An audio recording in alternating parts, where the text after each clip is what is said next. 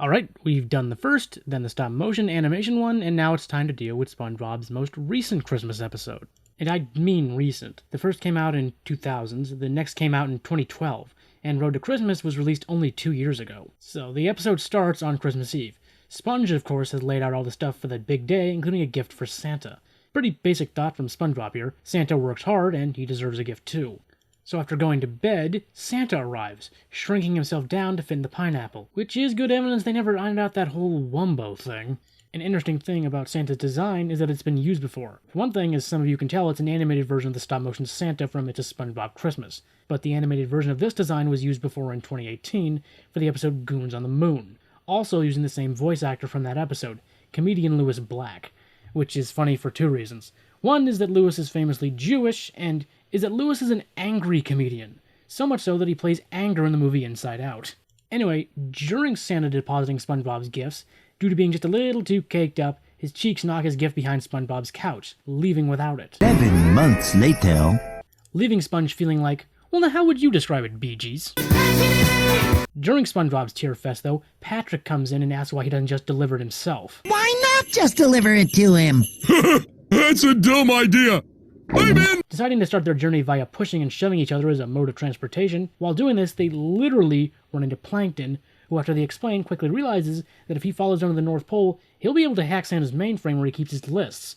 And if Plankton gets access to that, he can then put himself on the nice list, breaking out a fishbowl on skis. I built it to fly and run over bodies during the zombie apocalypse, but it'll work on snow too. Taking off of the North Pole, and after Plankton goes to bed, he wakes up to find that SpongeBob and Patrick are driving, telling him that they've arrived at the North Pole already, subsequently crashing, busting their GPS. That being said, we as the audience learn before they do that North Pole is a bit of an exaggeration.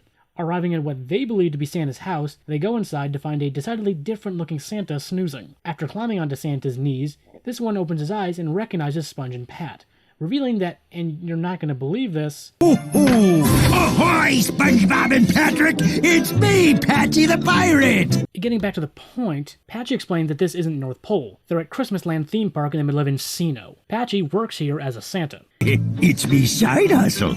To help them on their journey, Patchy gives them a map and Poddy gives them a compass. So off they go, heading up to Canada, going even further north, arriving at Santa's workshop. Knocking on the door, an elf answers.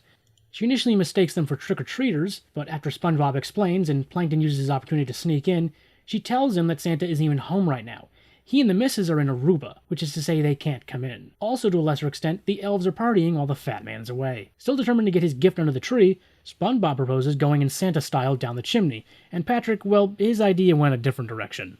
Meanwhile, Plankton, after almost getting stomped out by the elves, continues his search for Santa's lists, running into the reindeer, who are a little more intense than how they're typically shown. Oh, me? I'm just a little elf! Getting used as a hacky sack, which only stops because during that, SpongeBob and Patrick snuck into the workshop, setting off an alarm and causing the elves and reindeer to burst in to try and apprehend them, forcing them to flee up the tree. In the ensuing chaos, a fight breaks out between the elves and the reindeer, and Plankton seizes his chance to access Santa's mainframe, sticking his name on the nice list. He's about to make a clean getaway when Santa arrives, squishing him.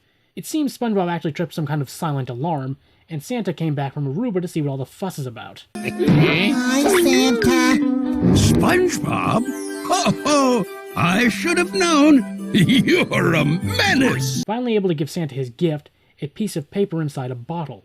And Plankton makes the same assumption you probably just did. The Krabby Patty secret formula. Shooting his chance to be on the nice list to pieces, Plankton takes the bottle and opens it to reveal that in reality, it was a simple thank you note that Santa demands he read out loud in front of everybody. After that wraps up, we flash forward 5 months to the next Christmas. As you can no doubt predict, Plankton has received a giant pile of individually wrapped coal as gifts, all except for one. Merry Christmas to Plankton. One day you will destroy us all. Yes, I will, SpongeBob. That moment is quickly ended when Plankton weaponizes his coal to power a robot.